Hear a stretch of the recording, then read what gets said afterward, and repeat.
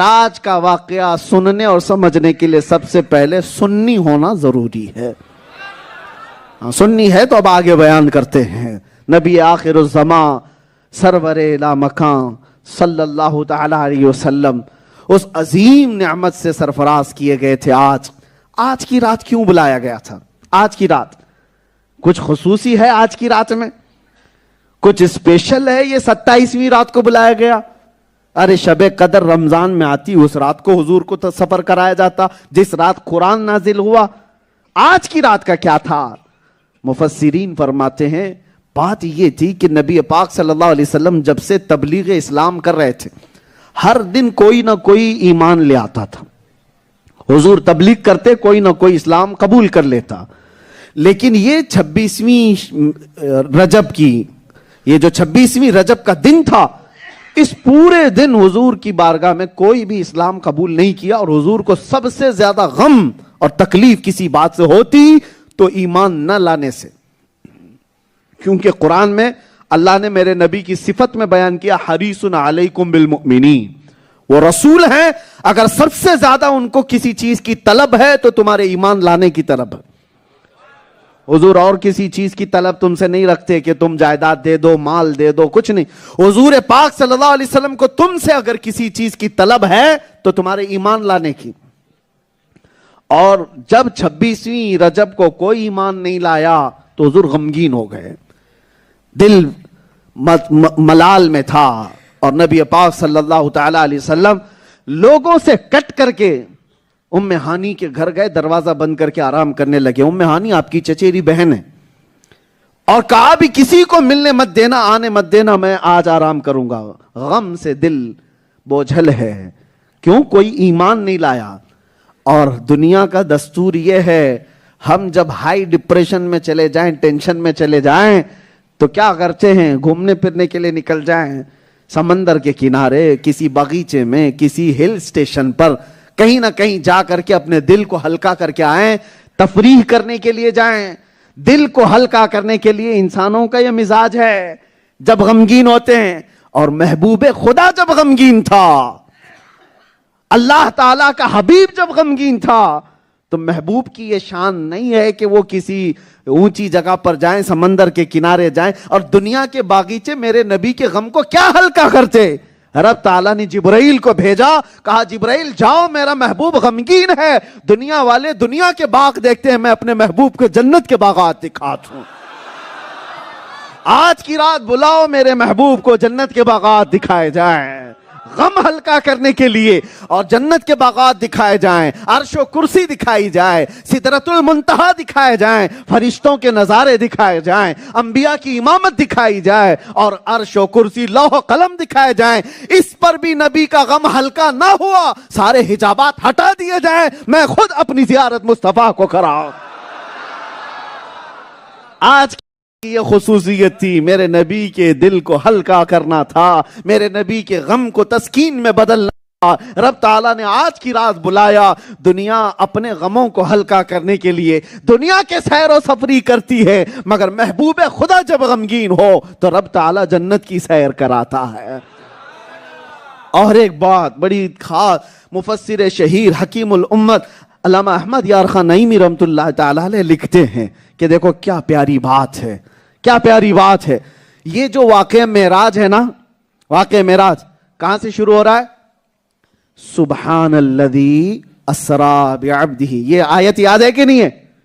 اتنی تو مسلمانوں کو یاد ہونا چاہیے. 15ویں پارے کی شروع کی آیت ہے. شروع کہاں سے ہوتی ہے؟ سبحان الذی اسری بعبدہ. سبحان، سبحان، سبحان کس کو کہتے ہیں؟ اللہ تعالیٰ کی ذات کی جب پاکی بیان کی جائے. آپ کوئی بڑا کام دیکھتے ہیں تو کیا کہتے ہیں؟ ابھی میں بیان کر رہا ہوں، تھوڑی دیر میں رکوں تو آپ کیا کہیں گے؟ یہ سبحان اللہ کا لفظ آپ کی زبان پر آیا ہے کہ نہیں؟ جب کوئی اچھی بات لگے تو کیا کہتے ہیں آپ؟ پھر بولو کیا کہتے ہیں؟ یہ میری تعریف نہیں ہے، تعریف اللہ کی ہے. کیوں؟ اللہ نے اتنی بڑی چیز اس کو عطا کی ہے. سبحان اللہ. بندہ خوشیوں کے موقع پر کیا کہتا ہے؟ سبحان اللہ. اچھا یہ دیکھیں ہمارے گھروں میں بھی ماحول ایسا ہے، گھروں میں بھی ماحول ایسا ہے. بچہ کچھ بولنے لگ جائے تو آپ خوشیوں میں کیا کہیں گے؟ سبحان اللہ کہیں. اور کسی کی شادی میں خوبصورت نظر آنے لگے تو آپ کیا کہیں؟ سبحان اللہ، کیا اچھے لگ رہے ہیں. دولہا کیا لگتا ہے؟ سبحان. کسی کو خوبصورت دیکھا تو آپ نے کیا کہا؟ ماشاءاللہ بھی کہتے. سبحان اللہ، اللہ کی تعریف ہے، اللہ کی تعریف ہے. اللہ بلند و بالا ہے جو اس شان کے ساتھ اس کو عطا کیا. بات ٹھیک ہے؟ بندے کسی تعجب کی بات کو دیکھتے ہیں تو کیا کہتے ہیں؟ دماغ میں رکھو یہ بات. جب بھی کوئی بڑی بات دیکھیں تو بندے کیا کہتے ہیں؟ ذہن میں ہے یہ بات؟ اب سنو، معراج کی رات ہے. نبی پاک صلی اللہ تعالی علیہ وسلم جب بستر سے اٹھائے گئے، جبرائیل امین آئے اور آپ کو عرض کیا کہ اللہ تعالیٰ آسمانوں کے سفر پر آپ کو بلا رہا ہے. رسول اللہ صلی اللہ تعالی علیہ وسلم مسجد حرم میں تھے. آپ کا سینہ چاک کیا گیا اوپر سے لے کر ناف تک، اور پھر دل مبارک کو جنت کے پانیوں سے دھویا گیا، پھر رکھا گیا. پھر اس کے بعد جبرائیل امین نے کہا کہ اب یہاں سے آگے کا سفر ہے. تجلیات بھر دی گئی ہیں، جو نور کی تجلیات آپ کو آگے کے سفر کے لیے طاقتور بنائیں گی. اب سفر ہو رہا ہے، لیکن ایک بات آپ بھی کہتے ہیں آج بھی، معراج کے سفر کا دولہا کون ہے؟ ہمارے نبی پاک کی ذات، مصطفیٰ کی ذات معراج کے سفر کی کیا ہے؟ وہ دولہا ہے. مانتے ہیں کہ نہیں مانتے؟ ارے وہی تو دولہا ہے، حضور دولہا ہے. اسی لیے تو 1,24,000 کم و بیش بارات کی شکل میں مسجد اقصی میں انبیاء پہلے سے موجود تھے. دولہا آ رہا ہے، دولہے کو دیکھنا ہے، سارے نبی پہلے سے انتظار میں ہے یہ بات. اور یہ آج کی رات میرے آقا صلی اللہ تعالی علیہ وسلم کی ایسی رات، یہ بلا تشبیہ و بلا تمثیل. دنیا کی شادیاں کیا خوشیاں دیں گی جو معراج کی رات میرے مصطفیٰ کو خوشیاں دی گئی، کیا خوشیاں دی گئی ہیں.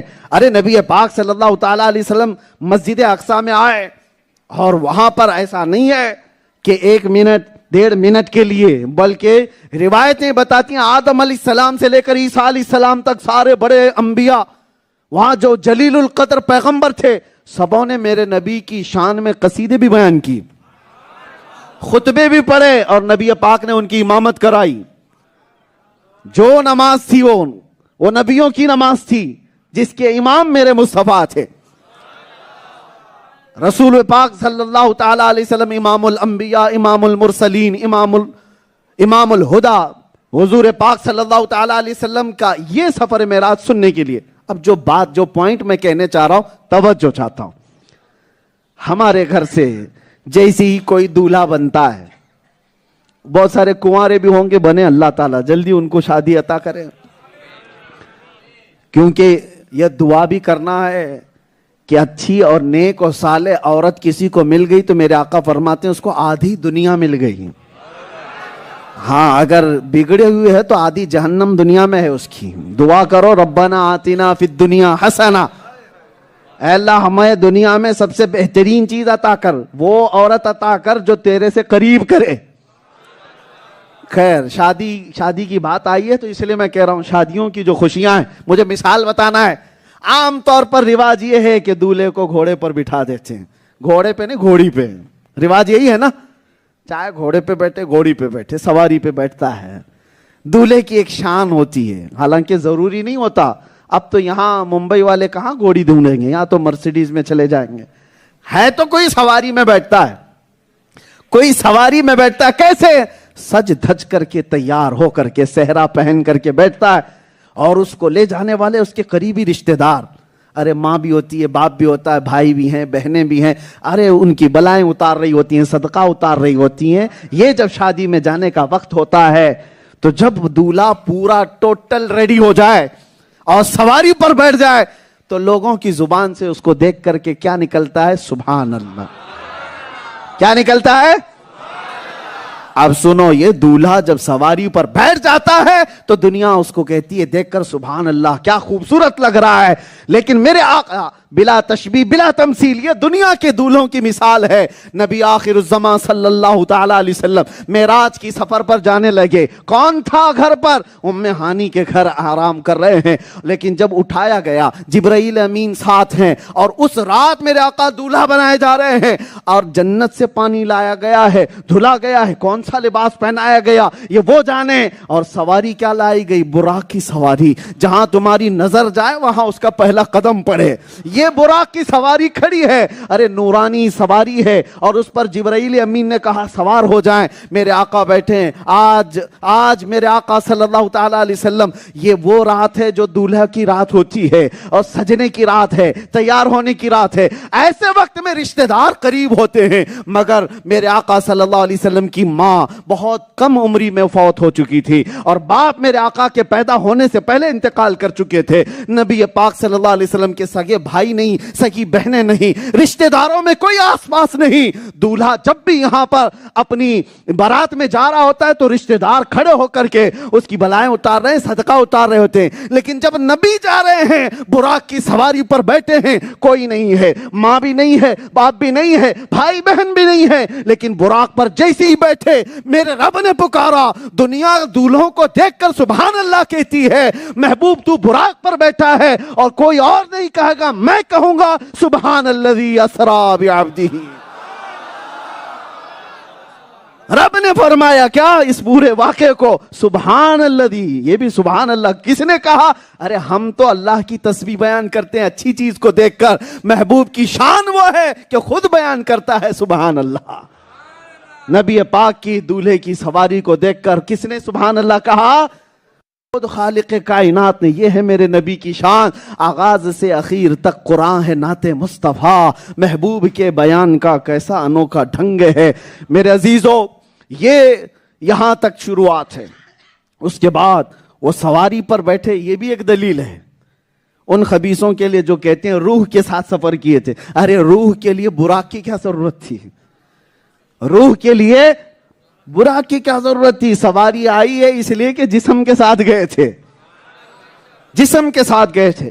وہ پورا واقعہ میں بیان بھی نہیں کر پاؤں گا، آپ بھی شاید تھک جائیں گے، پوری رات بھی لگ جائے اس کا ایک حصہ نہیں کمپلیٹ ہوگا۔ یہی تو کمال ہے اس معراج کے سفر کا، یہی تو کمال ہے کہ بیان کرنے میں گھنٹوں لگ جائیں، میرے مصطفیٰ کو سفر کرنے میں منٹ بھی نہ لگے۔ زنجیر بھی ہلتی رہی، بستر بھی رہا گرم، تا عرش گئے پھر آئے محمد صلی اللہ علیہ وسلم۔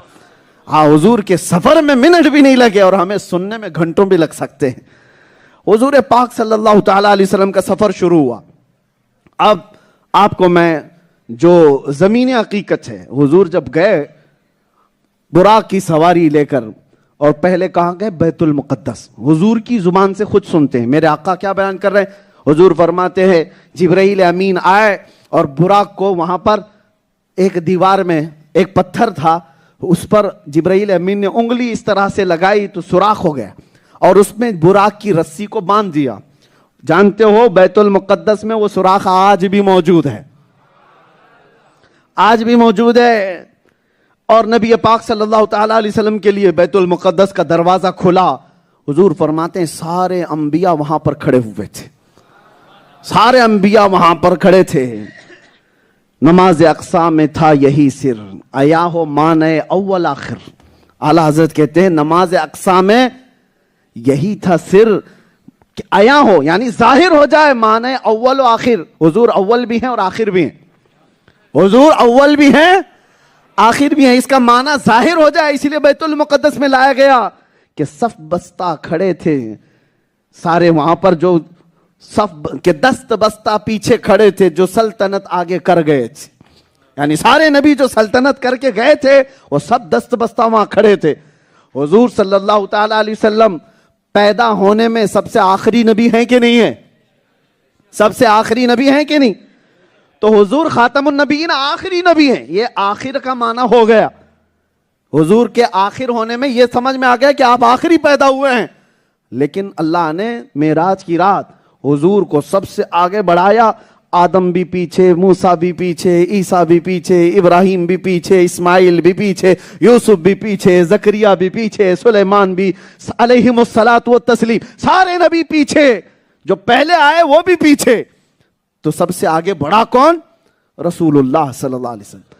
पैदा हुए सबसे आखिर में और बढ़े सबसे आगे। तो नमाज पढ़ाने के बाद ऐलान हो गया, देख लो इस मुस्तफा की जात को पैदा हुआ है आखिर, इमामत में अव्वल, इमामत में अव्वल। यही माना है अव्वल और आखिर का, वही है अव्वल। हाँ समझ के चलो, वही है अव्वल। हाँ, आखिर पैदा होने में और इमामत करने में अव्वल। अब सुनिए, मेराज की रात कितनी देर वहां पर मेरे आका ने इमामत की, कितनी देर नबियों के साथ उनके कसीदे सुने, वल्लाहु आलम, अल्लाह बेहतर जाने। फिर उसके आगे का सफर है, पहले आसमान पर तफसील से हदीसों में आप भी पढ़िए कभी। इंटरनेट आप खाली गेम खेलने के लिए मत इस्तेमाल करो, हर जुबान में आपको मिल जाएगा। मेरे आका के मेराज का सफर ऑथेंटिक उलमाए अहले सुन्नत व जमात की लिखी हुई किताबों के जरिए से आप भी पढ़ें कुछ। पहले आसमान का दरवाजा खोला गया, मेरे आका वहां गए तो आदम अलैहिस्सलाम से मुलाकात हुई। आदम अलैहिस्सलाम ने मरहबा कहकर इस्तकबाल किया। ये वही नबी हैं जो बैतुल मुक़द्दस में पीछे नमाज पढ़ के भी गए। अब यहां पर एक कंफ्यूजन भी होता है ना, सवाल भी है कि वहां तो नमाज में सब थे, फिर आसमानों पे ये कब आए? मेरे अजीजों, वही दूल्हा की बात है। बाराती सारे हॉल में तो होते हैं, लेकिन दूल्हा के रिटर्न होने से पहले घर में पहले आ भी जाते हैं। दूल्हा आएगा अपनी शान के मुताबिक, लेकिन इस्तकबाल करने के लिए कुछ तो पहले आते हैं कि आने वाले दूल्हे का घर पे भी तो इस्तकबाल हो। तो ये नबी आदम अलैहिस्सलाम पहले आसमान पर, दूसरे आसमान पर ईसा अलैहिस्सलाम और यहया अलैहिस्सलाम मौजूद हैं, उनसे भी मुलाकात। तीसरे आसमान पर मेरे आका सल्लल्लाहु ताला अलैहि वसल्लम यूसुफ अलैहिस्सलाम से मुलाकात। चौथे आसमान पर अल्लाह के नबी सल्लल्लाहु ताला अलैहि वसल्लम ने इदरीस अलैहिस्सलाम से मुलाकात की। पांचवें आसमान पर अल्लाह के नबी सल्लल्लाहु ताला अलैहि वसल्लम ने और नबियों से, छठे पर हजरत मूसा अलैहिस्सलाम से, पांचवें पर हारून अलैहिस्सलाम से, छठे पर मूसा अलैहिस्सलाम, सातवें पर इब्राहिम अलैहिस्सलाम से मुलाकात की। यह सुनने में आसान लग रहा है, एक आसमान से दूसरे आसमान के बीच का सफर 500 साल का है। 500 साल का। आपको सुनने में आसान लग रहा है, मेरे नबी ने सफर कर लिया। और सातवें आसमान के बाद जब इब्राहिम अलैहिस्सलाम से भी मुलाकात हुई तो जिब्राइल अमीन साथ साथ जा रहे हैं लेकर, और उस रात सुना कि मलाए आला फरिश्तों ने कंदीलें रोशन कर दी कि नबी पाक आ रहे हैं, महबूब खुदा आ रहे हैं, जन्नत से मशालें रोशन कर दी जाएं, मशालें रोशन कर दी जाएं। एक बुजुर्ग बयान करते हैं कि अल्लाह ताला ने फरिश्तों से कहा, ये कंदीलें, ये मशालें क्यों रोशन कर रहे हो? रात के वक्त मुस्तफा आ रहे हैं, रख दो। इसलिए कि मैंने अपने नबी के चेहरे पर 70,000 हिजाबात रखे हैं, और वो हिजाबात में से एक भी हट जाए तो जमीन और आसमान के बीच रोशन हो जाए।